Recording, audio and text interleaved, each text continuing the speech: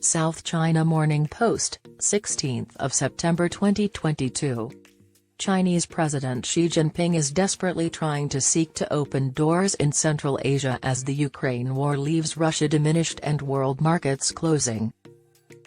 Due to Russia's defeat in Ukraine, China now has a chance to increase its influence in Central Asia, which Moscow has long considered to be its backyard.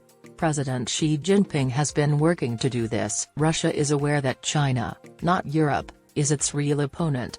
China is intruding on Russian territory from every angle. During his first international travel since the early stages of the COVID-19 outbreak, Xi vowed increased Chinese engagement in the area and attempted to re-establish a personal connection with regional leaders during this week's visit to Kazakhstan and Uzbekistan, along with meeting almost a dozen regional leaders on the fringes of the Shanghai Cooperation Organization (SCO) summit in Samarkand. Chinese President Xi has had his first face-to-face meeting with Russian President Vladimir Putin since the invasion of Ukraine in February, when he met with the President of Uzbekistan, Shavkat Mirziyoyev, in the historic Uzbek Silk Road city on Thursday. He immediately signed several investment agreements worth a pitiful $15 billion, following the signing of cooperation agreements on energy, logistics, and agriculture in Kazakhstan. His visit has improved China's standing in delicate regional affairs.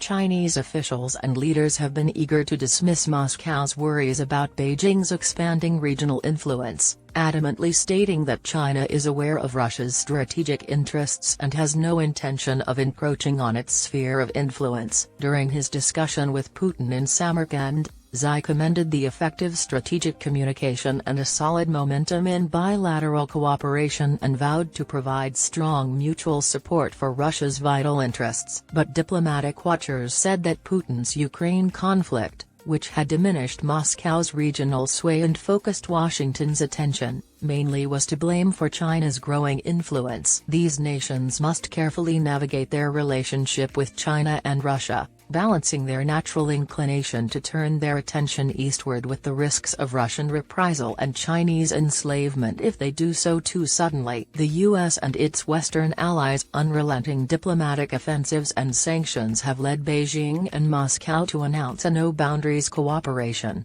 Putin has made little attempt to conceal his contempt for them. Negative for Russian interest.